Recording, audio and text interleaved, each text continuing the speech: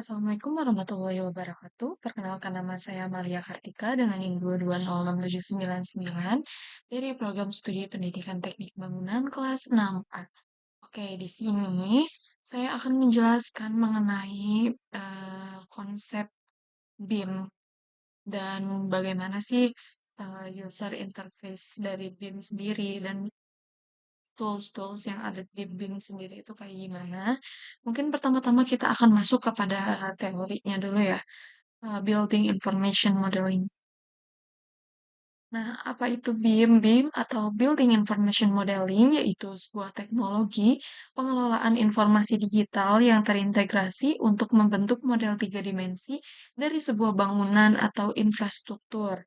Dengan BIM, perencanaan, desain, konstruksi, dan manajemen bangunan menjadi lebih efisien dan terintegrasi. Maksudnya terintegrasi itu jadi saling keterkaitan satu sama lain gitu.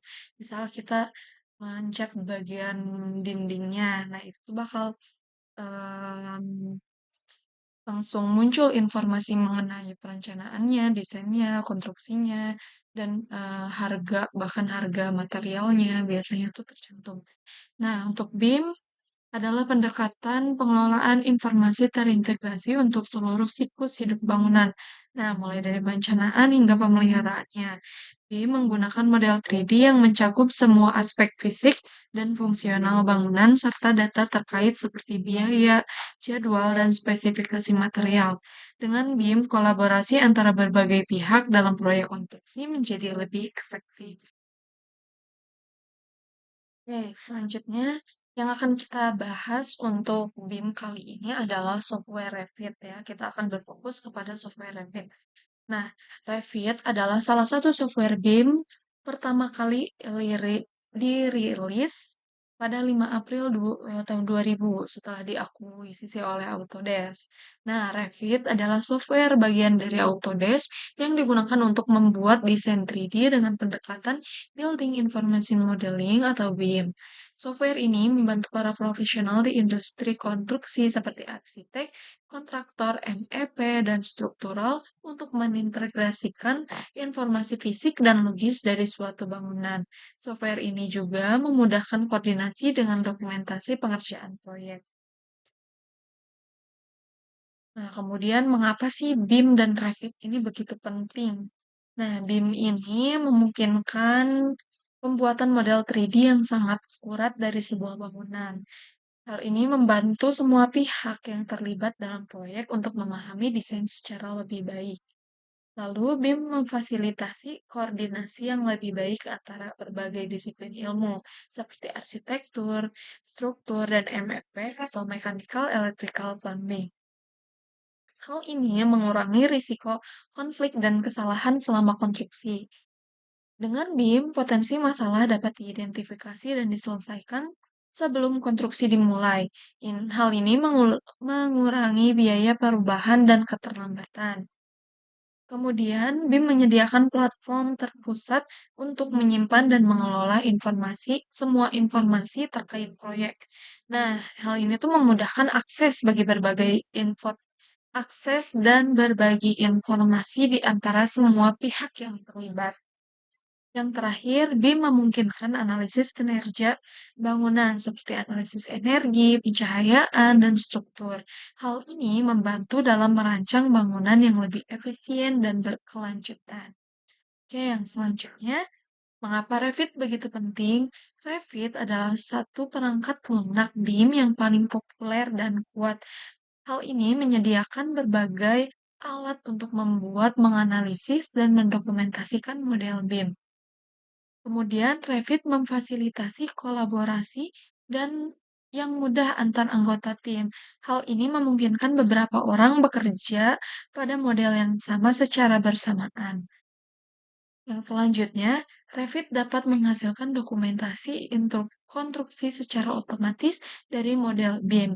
Hal ini menghemat waktu dan mengurangi resiko kesalahan. Yang selanjutnya, Revit dapat diintegrasikan dengan perangkat lunak lain seperti AutoCAD dan Navisworks. Hal ini memungkinkan alur kerja yang lebih lancar. Kemudian yang terakhir, Revit mendukung berbagai disiplin ilmu seperti arsitektur, struktur, dan MFP. Hal ini menjadikan alat yang serbaguna untuk proses proyek konstruksi. Oke. Baik, untuk selanjutnya mungkin kita bisa lanjutkan ke softwarenya langsung, ke Revit langsung ya. Nah, untuk user interface pertama kali kita masuk itu bakal seperti ini ya. Ada models, ada families, ada lesson file, gitu. Nah, kita mungkin jelasin dulu dari awal apa itu models. Models itu keseluruhan proyek bangunan yang lagi kita kerjain gitu. Nah, file ini tuh bisa jadi ada file utama yang berisi elemen bangunan seperti dinding, pintu, jendela, lantai, atap, dan lain-lain. Nah, model itu tempat di mana semua families ditempatkan dan diatur untuk membentuk bangunan secara keseluruhan. Lalu, fungsinya fungsi model itu untuk representasi digital dari seluruh bangunan, mencakup informasi geometris, non-geometris, dan hubungan antar elemen. Model juga digunakan untuk visualisasi, koordinasi, analisis, dan dokumentasi proyek. Nah, selanjutnya ada elemen apa families. Nah, families itu merupakan elemen atau komponennya gitu. Families itu jadi gini, families itu merupakan komponen dan elemen atau elemen yang dalam bangunan yang dapat digunakan kembali dalam model. Nah, families itu tuh adalah file terpisah yang berisi definisi geometris dan parameter dari elemen tersebut. Nah, contohnya itu berupa elemen standar seperti pintu, jendela, kolom, atau elemen khusus yang dibuat sesuai kebutuhan proyek. Nah, families ini tuh fungsinya adalah untuk membuat komponen bangunan yang lebih parametrik, yang berarti ukurannya dapat diubah-ubah sesuai kebutuhan. Kemudian membantu meningkatkan efisiensi permodelan dengan memungkinkan penggunaan kembali komponen yang sama di berbagai lokasi dalam model. Seperti itu. Nah, untuk awal kita masuk, mungkin kita bisa new dulu ke sini ya, ke models. Nah, sebelumnya tuh kita tuh harus milih template-nya. Apakah kita mau menggambar di arsitektural, struktural, atau MFP gitu. Nah, untuk awal itu biasanya ini nggak akan muncul. Nah, itu mungkin untuk memunculkannya bakal kita munculkan di video terpisah. Untuk sekarang, kita akan membahas mengenai tools-toolsnya terlebih dahulu. Oke, mungkin kita akan coba dengan yang architectural template ya.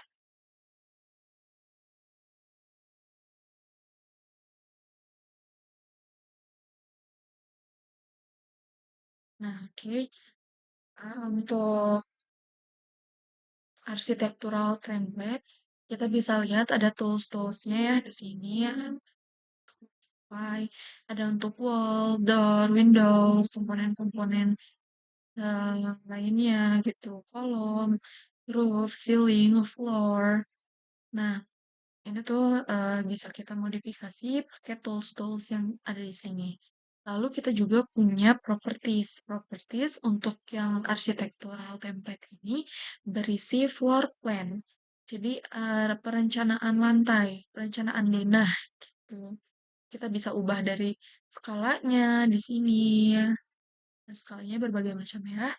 Terus display model, ada normal, half tone, do not display. Nah, ini tuh bisa kita sesuaikan gitu ya. Banyak sekali. Dan kita ada di project browser nih. Ini tuh bisa kita pindah-pindah. Misal mau dipindahkan sebelah sini. Jadi terpisah antara properties dan project browser. Gitu. Nah, ini untuk yang properties banyak ya. Um, view range, terus view template, semuanya. Kemudian ada di project browser. Nah, nah bisa kita lihat di floor plans itu, bisa kita lihat levelnya ada level 1, level 2, atau site-nya gitu ya.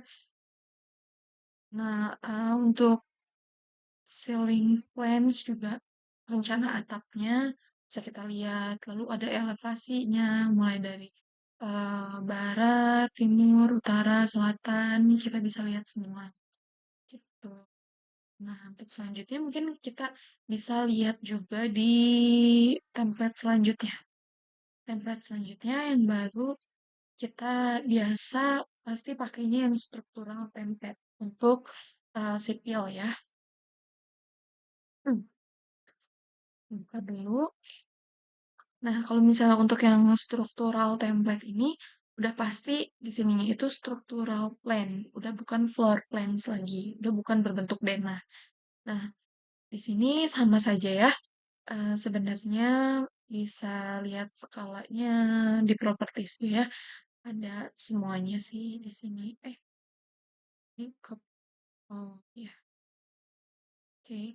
Lalu ada di project browsernya juga ya.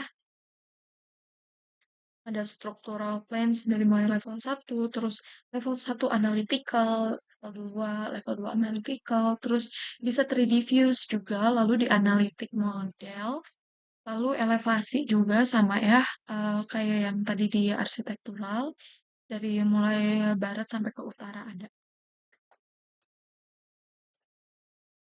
Lalu misal kita pengen ngilangin nih propertiesnya nggak usah ditampilin sama si project browsernya juga nggak usah. Lalu untuk nampilinnya harus gimana sih? Nah ini kita bisa langsung klik ke sini ya. Untuk yang project browser, nah ini bakal otomatis muncul. Kalau misalnya kita mau munculin properties, kita bisa klik PP. Udah langsung muncul di sebelah sini. Seperti itu. Kemudian, hmm, kalau untuk yang template arsitektural dan struktural ini toolsnya kurang lebih nggak jauh berbeda ya. Malah terlihatnya sih sama aja.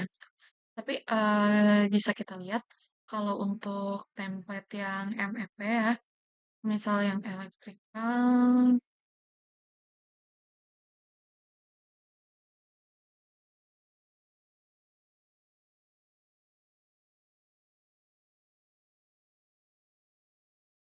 nah jadi sebenarnya sama aja kalau untuk tools semuanya itu ada semua. Cuman nanti mungkin bisa dipilih dari sini. Misal kita yang template arsitektural, mungkin yang bakal digunakan tuh tools-toolsnya ada di sebelah sini. Kemudian untuk yang struktural seperti balok, dinding, kolom, lantai, plat lantai gitu-gitu kan adanya di kolom yang struktural. Yang steel ini bisa juga digunakan di precast. Nah, untuk yang MEP berarti ya, untuk yang kayak mechanical, engineering, sama plumbing. Nah, kayaknya yang di sini, di sistem. Di sistem ini Dutch, perpipaan, sorry.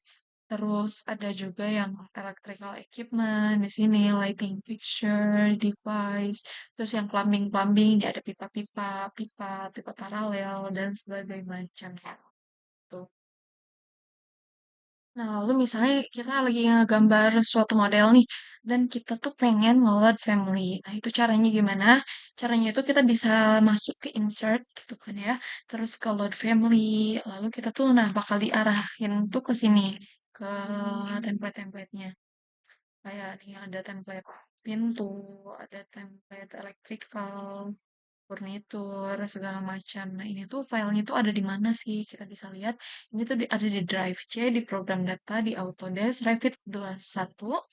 Nah, misal kita klik ya. Nah, di sini yang biasa akan kita butuhkan itu ada di template, library, sama family templates. Coba kita buka yang family templates.